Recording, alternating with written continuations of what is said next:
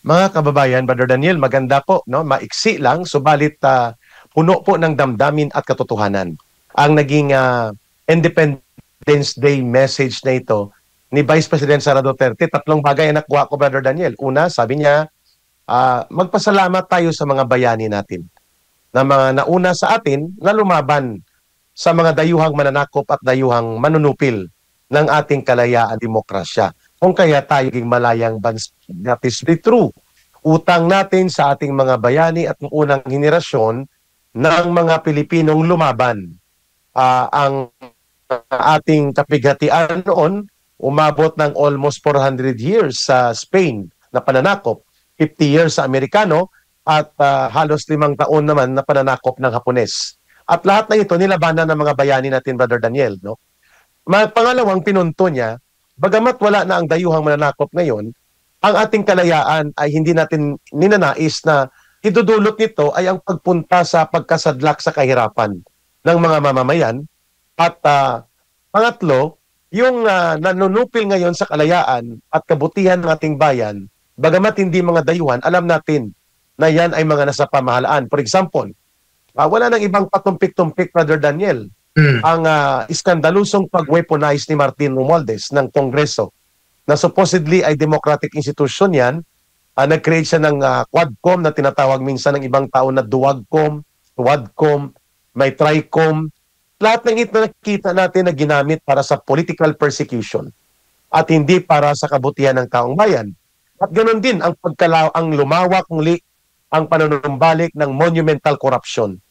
Brother Daniel, ano ang iyong take doon sa naging pahayag ng Vice President Sara Duterte na there is still a relevant portion of our freedom and democracy na sinasakmal ng mga kurakot at abusado sa poder at kapangyarihan, kung kaya dapat tayo pa rin manindigan? Go ahead, Brother Daniel. Maraming salamat po, Kay Ray. I agree po with sa ating Vice Presidente, Vice President Sara Duterte sa kanyang statement. Ngayon po, ang Pilipinas ay sunod-sunuran sa ibang lahi. Sa akin po, hindi po ako kayang maging plastic. So, sasabihin ko ngayon na hindi po ako excited na mag-celebrate ng Independence Day dahil ang ating mahal na Pangulong Rodrigo Duterte ay ngayon nasa Hague, nakadetain illegally kasi naginap siya at dinala siya doon. Sa aking pananaw po, we are not truly an independent country yet kasi kagaya ng sinabi niyo po at sinabi ni VP Sara Duterte na we are not truly an independent country because we surrendered our own Filipino citizen and the most popular president loved by the people to a group of unelected foreign judges. For what? For what? Dahil pinotek yung si Pangulong Duterte, lumaban siya sa kadiliman ng narco-politics, kadiliman ng CPP-NPA teroristang, kadiliman ng mga walang tigil sa corruption at krimen at droga sa ating bayan nung panahon ng mga elitistang liberal, ng mga peking makabayan. Bakit po natin ginawa yun kay Pangulong Duterte? Yun po ba ang that's how we repay him? So sa akin po, yung hindi po tayong fully independent. Kailangan po tayong mag-fight to be free from corruption, free from foreign influence, and free from these political schemes po. Thank you.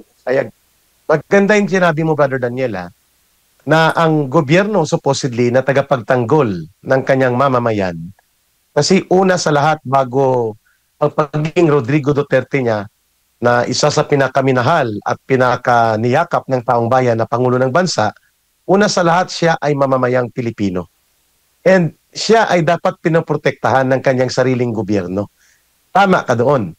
Kaya nga, sabi mo, kung totoong malaya tayo at hindi tayo gapos ng mga ganid sa poder at kapangyarihan, na ang utak ay parang mga kolonyalista at mananakop pa rin noong mga nakaraang ilang daang taon na nakalipas. At ang kaibahan lang, brown ang color ng kanilang balat at sila ay nagpapake ang Pilipino. Tama ka dyan, pero ang kanilang akta, ang kanilang mga gawain, ang kanilang mind frame ay walang pinagkaiba sa mga mananakop na dayuhan na lumupig, nanakit at nag-alipusta sa taong bayan. Tama ka. Ang ICC, papunta natin ito sa usapin ng kalayaan. We already had ended our own treaty obligation since 2019, middle of March or to be exact, March 18, 2019, wala na po tayong obligasyon pa na natitira sa anumang antas ng internasyonal na kasunduan sa ICC. Therefore, sa simpleng paglalarawan, ang ICC ay bogus. So kung bogus ito, bakit ito ngayon ang may custody kay Pangulong Duterte? Pero binanggit mo rin dahil yan si kataksilan at pandaraya, pandurukot na ginawa nila laban kay Pangulong Duterte. At ang nila, walang iba yan kundi si Marcos. Siya ang nagbigay ng final order. Lahat ng yun, anuman ang rekomendasyon ng magkapatid na Rimulya, John Vic Rimulya ng DILG o Boyeng Rimulya ng DOJ, o si Lucas Bersamin ng executive secretary niya, lahat ng yun hindi magaganap kung hindi siya ang nagbigay ng pag-uutos na puno ng kataksilan. Brother Daniel, gaano kabigat na ang isang dayuhang bogus na entity na itinatakbil nga ng Estados Unidos, no? Hindi kinikilala ito ng China. Hindi rin kinikilala ng Russia, ng Saudi Arabia, ng India. Maraming mga bansang malalaki na hindi kumikilala dito. Tayo na hindi tayo sakop niyan, tayo pa ang nagkanulo at nagsil sa ating mamamayan na nagngangalang Rodrigo Duterte. Gaano kabigat yan while we are doing this ceremonial and nominal activities related to the Independence Day, June 12. Go ahead, Daniel.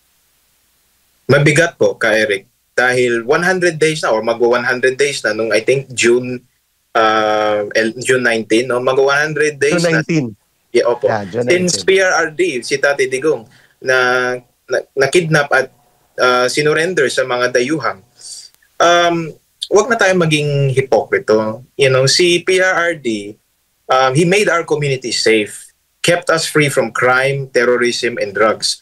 Kung mas okay sa itong mga elitistang liberal at mga banal-banalan na puro addict, puro pusher, puro hold-upper at kidnapper sa kalsada at mga NPA recruiters sa mga universidad at colleges, bahala kayo. Pero for us, normal, law-abiding Filipino citizens, middle class, OFW, law enforcement, men and women in uniform, gusto namin na isang bansa na mapayapa at hindi kami takot umalis ng bahay at maglakad sa gabi sa kalsada, di ba? Na hindi hinaharas ng mga itong drug pusher, itong mga snatcher, no? I will repeat what I said earlier, do. Na how can we celebrate Independence Day truly if yung ating mahal na Pangulo at isang Pilipino is unjustly detained in the ICC, in the International Criminal Court, which is unelected sila, mga dayuhan, at wala silang jurisdiction. Kagaya na sinabi niyo po, wala po silang jurisdiction dahil hindi po tayong miyembro ng ICC. So hindi po tayo sakop sa anumang rules and regulations proseso nila. So mabigat po, Ka Eric, at mafe-feel ng tao yan na malaya po ba talaga tayo kung sunod-sunuran tayo sa ibang lahi, sunod-sunuran tayo sa mga puti, sa mga European, sa mga Amerikano. So I think kailangan po tayo we have to keep fighting for our independence to follow in the spirit of VP Sara Duterte. Yeah, I agree. Daniel, siguro before tayo mailipat balik sa ilang ulat balita talakayan natin sa impeachment, at may video mamaya towards the end, no, itong papaano ginagamit ng CPP, NPA, NDF ang mga issue pambansa, lokal, economic, political issue para sakyan ang kaguluhan, solusulan, and then makapag-recruit at sila ay magiging malakas muli gamit ang kaguluhan at mga banggaan sa ating politika. May video din tayo dyan mamaya, magre-react ka rin